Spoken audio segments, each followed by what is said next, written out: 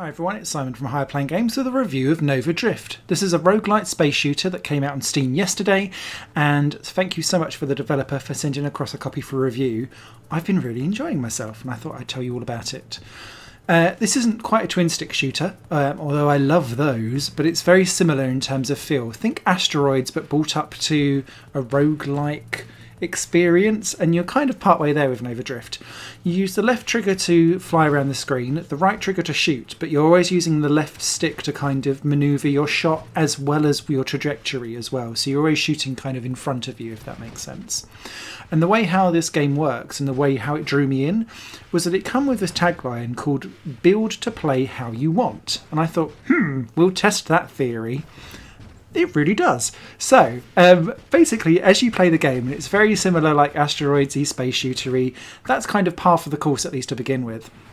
What happens with this game, though, is that as you go through and you create XP from the enemies that you kill, you then get to level up. And the levelling up is broken down into loads and loads and loads and loads of decision trees of how you want to basically evolve your spacecraft as you go along. Initially, that might be changing weapon types. So you might be stuck with like a sniper gun to begin with, and you might not be very good at those. Me. And basically, you'll need to then go to like a scatter gun. So you might get that as part of an upgrade, and you can re-roll these a couple of times to try and get something that will work for you. It then might be that you need to choose the type of shield that you've got. It might be that if you're not thrusting forward, you can go into stealth mode and avoid enemies, or it could be that you actually take crash damage on or something like that.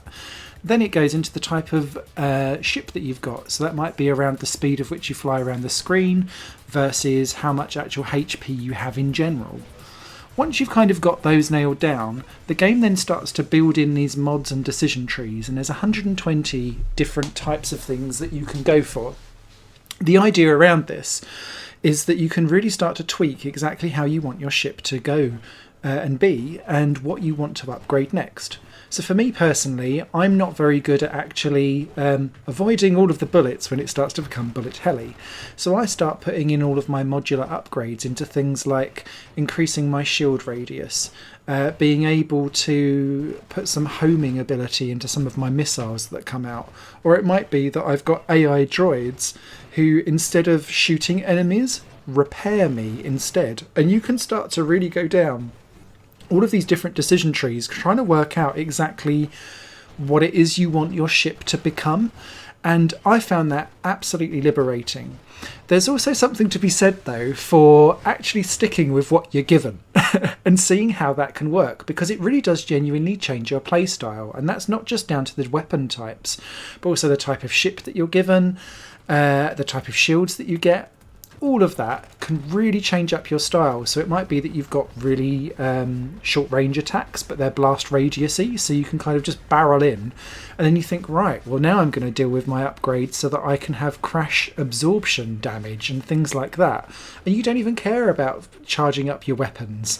It might be that actually you've got a barrage of missiles that you send out instead, but you don't necessarily want so you start investing in things like increasing your fire rate, because it means that you'll have more missiles to go when you do then press the button to fire them. There's so much at play here, and I found it really, really fascinating to see how it changed my play style and how the game felt different every time I played. I always find sometimes they're a bit like, meh, they're not really, you've just procedurally changed some of the generation here. But I felt with Noca Drift that actually it genuinely does make me think, right, I've got to tackle this game entirely different because of the loadout that it gives me. Alongside that, as you play the game over and over, you start to unlock even more of these things to play with. So it gives you a baseline of like about 100 or so for you to muck about with, and then there's more that you unlock as you go along. That could be that you start unlocking more things into the game. So one of the first things you unlocked, or at least it was for me, was like pod trains that came out that delivered you pockets of XP that you could then accelerate some of your leveling up, which I found really, really helpful. And all of these things started to help me get further and further in the waves that kept on coming. Every 20 waves or so, there's a massive boss, and they are a big, difficult, well, not big, but they are a noticeable step up in the difficulty curve before it kind of returns back to normal. And then the ships that you used to play with beforehand have then evolved again, so they evolve with you. I just found the whole experience to be really, really enjoyable. Plenty of new modes that you unlock as you play through the game itself. There's 50 at the moment, like levels of XP outside of the game to unlock more additional things for you to muck about with. There's a big chart for you to kind of wander through and see what you've unlocked and view all of the different types of decision trees of what you can do as you go through.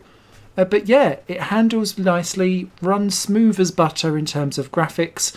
There's a couple of tricks to the trade though of how the game works, and it's around screen warp. So what I found was that a lot of the boss encounters and some of the enemies don't screen warp quite how you do. So you can fly off the screen and kind of go off the top and come up back again underneath, but the enemies that you're playing against don't necessarily do that. It took me a while to really get used to that, but once it did, it becomes a tactic that you can really use and exploit to try and get further in the game before you die and it resets back to 0 and all is sad.